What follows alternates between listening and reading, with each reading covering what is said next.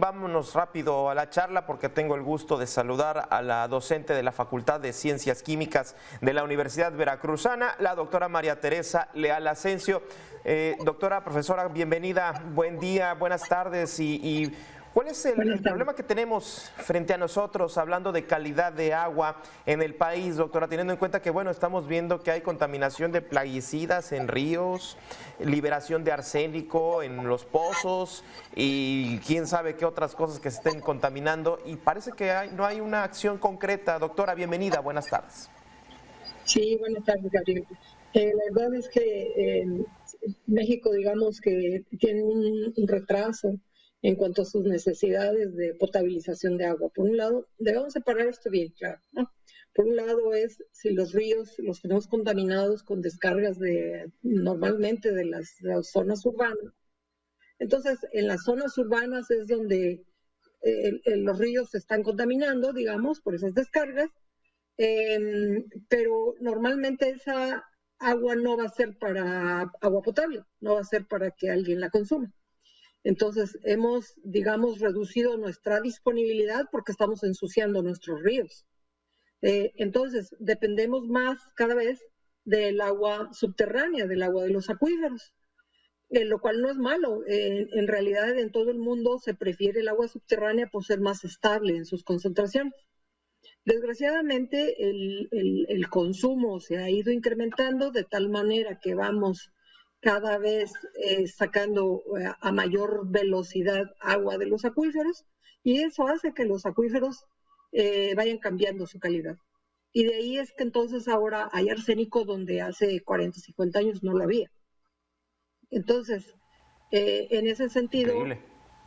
Si diferenciamos en lo que es el agua potable, podríamos decir, bueno, es que para el agua potable necesitamos ir mejorando nuestros procesos, necesitamos que las potabilizadoras vayan teniendo otras capacidades de tratamiento. El arsénico no es algo imposible de quitar, se puede hacer, pero entonces quiere decir que hay que adecuar, hay que modificar la planta potabilizadora para que ahora sea capaz de quitar arsénico. Leí hace poco, independientemente del arsénico, también el tema de la intrusión salina, doctor, en algunos estados de la República que tienen costas, la península de Baja California ni se diga, que también pues es otro problema. Entonces digamos que se reduce o digamos una de las soluciones es mejorar, usted diría, los procesos de tratamiento, doctora. Para la intrusión salina no, digamos que es hasta cierto punto se hace el agua tan salada que una potabilización o una planta potabilizadora normal no va a ser capaz de resolver el problema, de ser potable esa agua. Ahí lo que vas a necesitar es una desalinizadora. Entonces, ¿por qué pasa la intrusión? Porque estamos sacando demasiada agua, tal vez aguas arriba, tierras arriba, sacamos demasiada agua y entonces ya no llega tanta agua a la costa como estaba llegando, a la costa en los acuíferos, ¿sí? por el interior, digamos. Entonces, al reducirse la cantidad de agua que está saliendo a la costa, el agua de mar se introduce. Esto aunado al cambio en el nivel del mar por el cambio climático, pues incrementa la problemática, ¿no? Entonces, sin embargo, en este momento, digamos, todos los acuíferos que tienen intrusión salina, pues proviene de un exceso de extracción. No es todavía el cambio climático, eso se va a ir notando conforme pasen los años y ciertamente que está aunada la problemática, digamos, están unidas las razones, no hay una sola razón, pues. Sí. Ayudaría entonces nuestro consumo, vaya, que nosotros como, digamos, organizados en una ciudad, pues cambiáramos patrones de consumo, ¿no? Por un lado es que reduzcamos la cantidad que consumimos y eso sí se ha visto en México, que antes de ser un poco más de 100 litros por día, por habitante, se consumían, digamos, esa cantidad. Ahorita ya estamos en más de 200 litros por habitante al día. Y eso es muchísima agua. Entonces tenemos que reducir, podemos hacer varias cosas. Podemos utilizar agua que no sea potable para el inodoro. Pues eso no nos afecta en lo más mínimo, ¿no? Podemos hacer que nuestros inodoros sean de un mínimo de caudal, de agua, de gasto de agua. Podemos hacer que nuestras regaderas, nuestros fregaderos, lavabos, gasten un mínimo de agua. Pero más importantemente, o tan importante, esta es una responsabilidad del consumidor. Pero los sistemas de agua potable tienen que mejorar, reducir la cantidad de agua que se les fuga en el sistema, porque también es una parte del problema. ¿Frente a qué panorama tenemos, doctora? Yo sé que es difícil pronosticar fechas, pero inclusive hace poco también leía, y de vuelta otra vez a la península de Baja California, en donde ya se habla del día cero, que está muy cerca en esa zona del país, por ser una zona muy con una sequía importante, como bien decía, los accesos al agua también son muy complejos. Vaya, está México también muy cerca de ese día cero, de encontrar de pronto un día en donde la disponibilidad de agua va a ser muy dura. ¿Cuánto tiempo, digamos, podemos llegar a tener, doctora? Yo creo que más que llegar al día cero, lo que vamos a ir viendo es un incremento en los costos. Incremento tanto para los sistemas de agua potable, el podernos dar el servicio, y vamos a tener que ir adaptándonos, ¿no? No hay agua más cara que la que no tienes, ¿no? Entonces, necesitamos ir adaptándonos a consumir menos, a captar el agua de lluvia. Claro, hay lugares del país en donde la precipitación no es porque estén en sequía, sino sencillamente esas son sus condiciones. Prácticamente llueve muy poco, por lo tanto la captación de agua de lluvia no es una opción. Pero en Ciudad de México, después del temblor del 2017, me parece 2018, fue muy importante en toda la zona de Tláhuac los proyectos de captación de agua de lluvia, y de esa manera que uno mismo tenga el problema, tenga la solución del problema en sus manos. Y esa es la captación del agua de lluvia. Entonces, ayudamos a nuestras carencias, digamos, haciéndolo de esa manera, ¿no? Pero por otro lado, también vamos a tener el agua más cara, vamos a tener menos agua, antes de que, digamos, lleguemos al punto cero.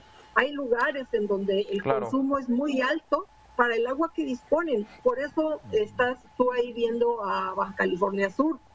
Es un lugar árido. Ahí no tienen agua más que cuando llegan huracanes.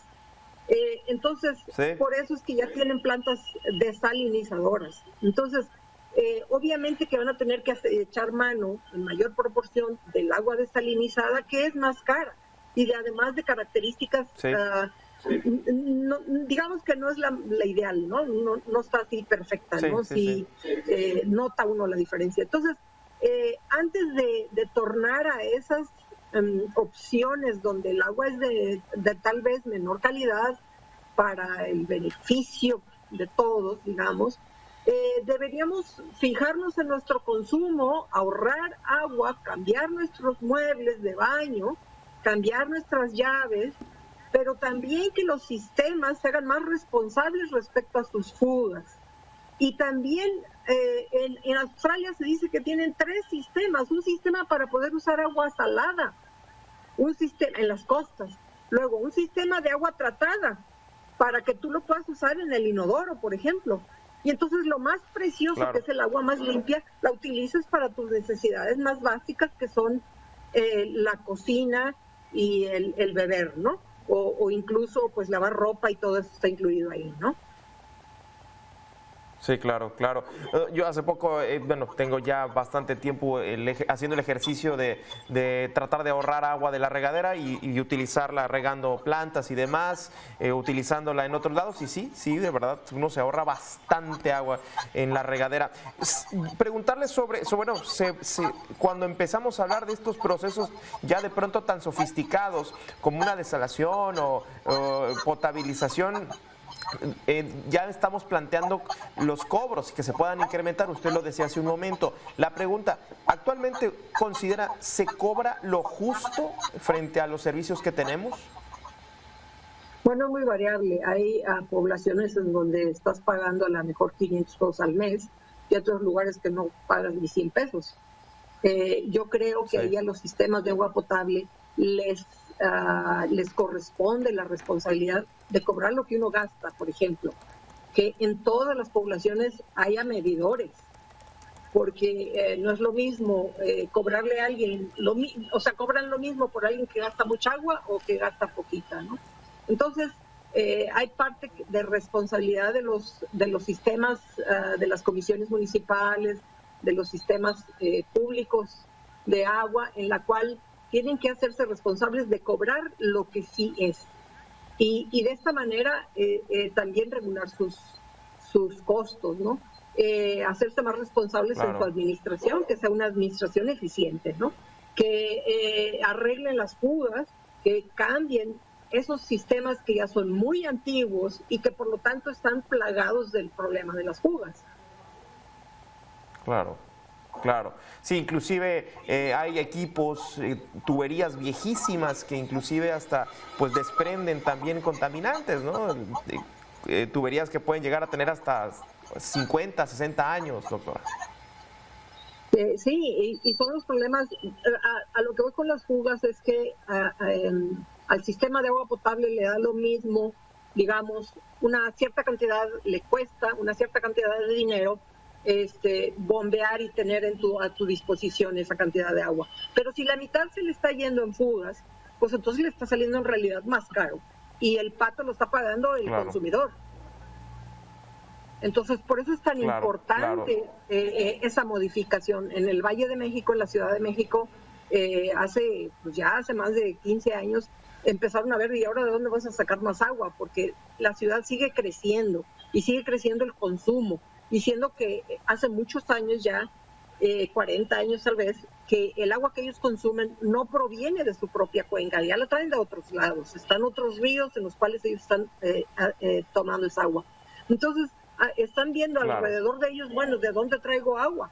No, pues primero reduce tus fugas, y eso fue lo que tuvieron que hacer, abocarse a reducir sus fugas, y con eso además tienes más caudal, porque ya no se te escapó, ya no se te fue sin que supieras ni cómo, ¿no?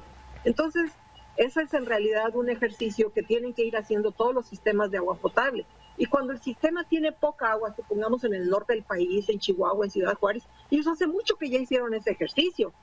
De estar muy pendientes de sus fugas y ser muy eficiente en repararlas y cambiar tuberías como es necesario. Pero la propia Ciudad de México pues todavía tiene mucho, imagínate, son miles de kilómetros de tuberías los que tiene tendidos, ¿no? Entonces obviamente hay tantos puntos en donde fugue que es difícil tener bajo control. Invariablemente va a haber fugas, pero cuando tú ya estás reduciendo tus fugas a un 20%, digamos, del caudal, pues ya es muy importante. Sin embargo, hay ciudades que tienen 50% de fugas. Claro. Oiga, doctora, ya para cerrar y regresar un poco al tema de los contaminantes y la calidad que tenemos en el país, de pronto yo veo, cambian una administración y todo se reinventa, ¿no? Es como la reinvención de todo el reglamento, de toda la idea, de toda... Entonces, bueno, llegan administraciones municipales, cambian y de pronto se reinventa todo. Parece que no hay una especie de plan hídrico, o digamos que eso también se reinventa cada 6 años en los gobiernos estatales, en el gobierno de la República o en los gobiernos municipales. No sé si ahí también debamos de tomar en cuenta que de pronto estamos como cambiando demasiado y no hay una sola ruta hacia una agenda, a pesar de que la ONU, a pesar de que las organizaciones internacionales pues nos están diciendo a cada rato que el agua es un recurso que se nos está acabando, doctora. Ahorita en las entrevistas que pasaste también se escucha a la gente hablar de problemas de salud. Entonces, lo más importante son los problemas de salud que se generan con un agua de baja calidad o con un agua con cierto contaminante. Entonces, eso es lo que México tiene que afrontar y resolver. ¿Cómo resolver estos problemas? Hace ya varios años, hace a lo mejor unos 15 años, en Chihuahua se les ocurrió que si tenían arsénico en las comunidades de la montaña, pues entonces poner en algunos de esos pueblos equipos muy, muy sofisticados para cambiar la calidad del agua, para tener agua buena, y que entonces la gente tuviera que ir a esos lugares para llenar garrafones y llevarse exclusivamente lo que es el cocinar y el beber. Y fue muy bueno ese ejemplo, porque resolvías el problema en comunidades indígenas, comunidades muy aisladas en la montaña, y en realidad era una innovación en ese momento, ¿no? Entonces, tenemos que encontrar soluciones así para componer nuestra agua. Hay métodos, hay incluso patentes mexicanas de cómo modificar, remover arsénico del agua. Ahí están, pero ¿están dispuestos los sistemas de agua potable a incrementar sus costos en gastar en esas modificaciones? Pues pienso que Guadalajara sí lo debería tener, ¿no? Puesto que es una ciudad con recursos, y no nada más Guadalajara, sino toda la zona conurbada. Doctora, muchísimas gracias por esta charla y vamos a seguir pendiente de este tema que pues seguirá dando de qué hablar. Muchísimas gracias a la docente de la Facultad de Ciencias Químicas de la Universidad Veracruzana, la doctora María Teresa Leal Asensio. Como siempre, gracias. Hasta luego.